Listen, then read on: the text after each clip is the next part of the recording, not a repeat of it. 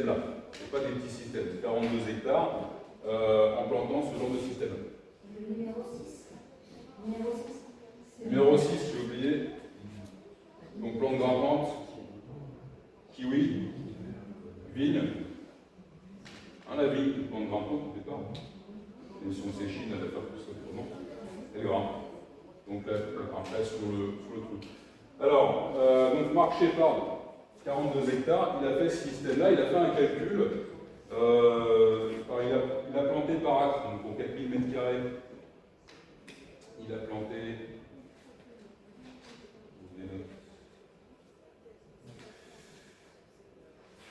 86 châtaigniers. Ah, j'ai oublié, oui, on peut aussi mettre ici dans la canopée, on va mettre des pommiers. Il a mis 34 pommiers en moyenne. Des noisetiers 208. Des groseilliers 416, je crois, quelque chose comme ça, en moyenne 520 framboisiers ou sénateurs, je ne sais plus. Et des vignes, puisque vous pouvez compter ici, on a 86 plus 34, si je ne me trompe pas, ça fait bien 120, donc il a mis 120 vignes sur le tronc de chaque arbre. Excusez-moi, je me disais juste parce que la vigne, du coup, le voisin, il a poussé la rose. Non, on va contrôler. On ne va pas le laisser faire ce qu'il veut quand même. Encore une fois, ici, c'est un système où l'homme agit, maîtrise les choses, c'est pas un sanctuaire naturel auquel on ne touche pas. C'est un système qu'on va perturber en permanence pour le garder dans l'adolescence plutôt que dans la maturité ou la sénescence.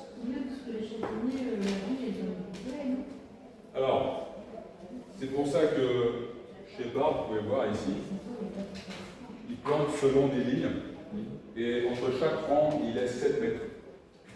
Ce qui laisse donc suffisamment de lumière pour entrer. Alors après, c'est un système qui évolue dans le temps. Au départ, vous aurez une production plus importante de vignes, de framboises, de groseilliers. Et au fur et à mesure, c'est noisetiers puis châtaigniers qui vont prendre le dessus. Après, à vous de voir. Est-ce que vous voulez passer du coup à une production essentiellement de châtaignes, ou est-ce que vous voulez revenir à un système moins mature et vous taillez, vous élaguez, vous coupez des arbres pour revenir à un stade de la succession moins avancé.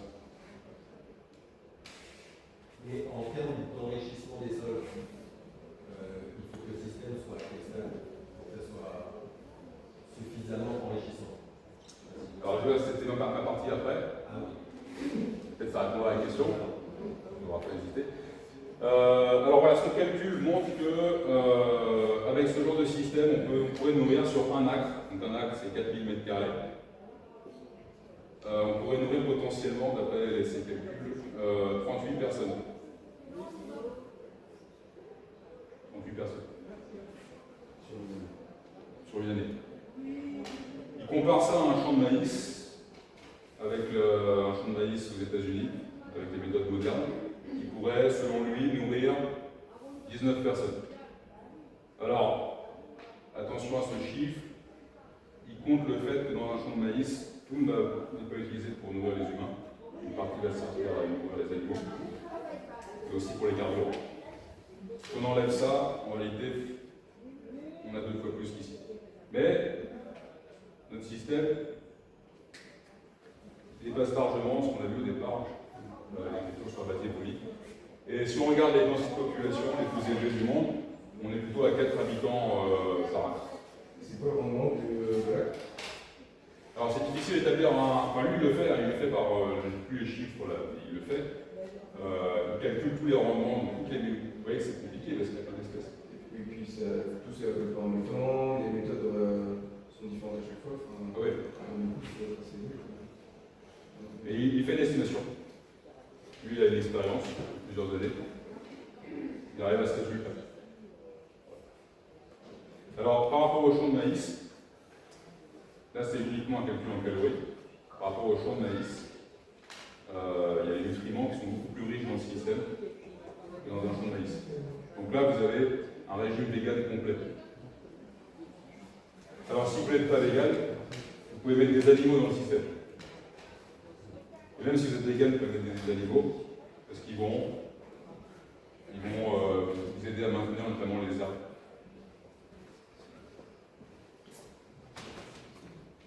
Voilà des photos de son système. Là, il y a des rangées avec des noisetiers derrière des châtaigniers, etc. Oui.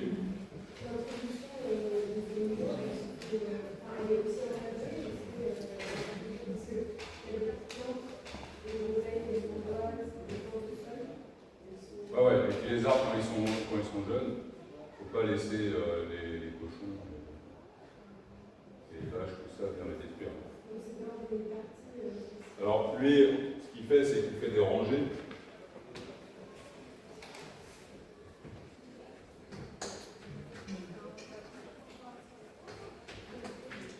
Il fait des rangées comme ça. Là, il va planter les arbres. Il laisse à peu près 7 mètres ici entre les rangées. Et les animaux, il va pouvoir les parquer comme ça, avec un système de clôture pour pouvoir déplacer. Les parquer à un moment donné ici, puis après les déplacer ailleurs. Mais dans le système nature, effectivement, il faut protéger les cultures. Et lui, ça lui permet d'éviter de désherber à la main ou de désherber avec des machines, d'avoir des animaux. Voilà, c'est pas toujours possible si vous faites un petite forêt comme ici. Vous ne prendrez pas des vaches, peut-être pas de cochons, ou avoir des poules éventuellement. Bon, ça c'est à voir, ça dépend du système que vous mettez en place. Son nom Marchez pas. Marche pas. Il est dans quel état aux États-Unis? Le Wisconsin. Le Wisconsin. Donc dans le nord des États-Unis. Il est dans l'est. Marchez pas. C'est un des premiers à faire un système aussi grand, aussi imposant dans notre hémisphère.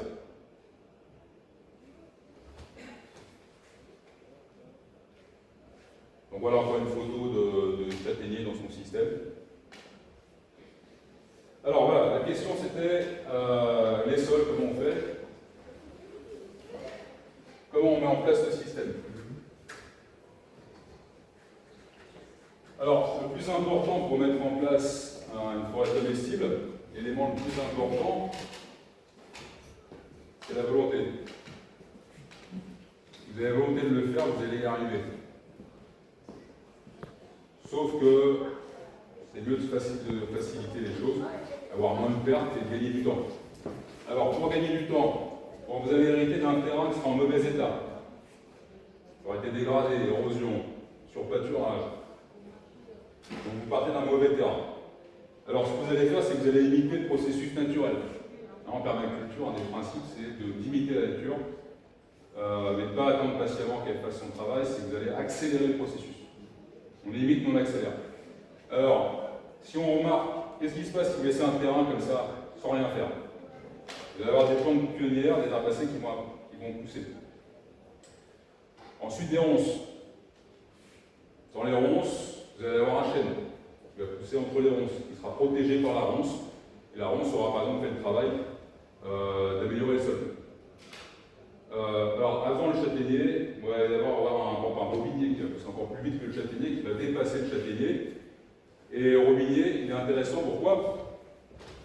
Parce que c'est un arbre où dans les racines, il y a des nodules. Ces nodules contiennent des bactéries qui sont les seules capables, de fixer l'azote qui est dans l'air. Et ces plantes-là peuvent fixer, je crois, plusieurs kilogrammes d'azote dans un hectare sur une année. On avait suffisamment. Donc ces bactéries vont prendre l'azote, le diazote de l'air, et le transformer en azote accessible aux plantes.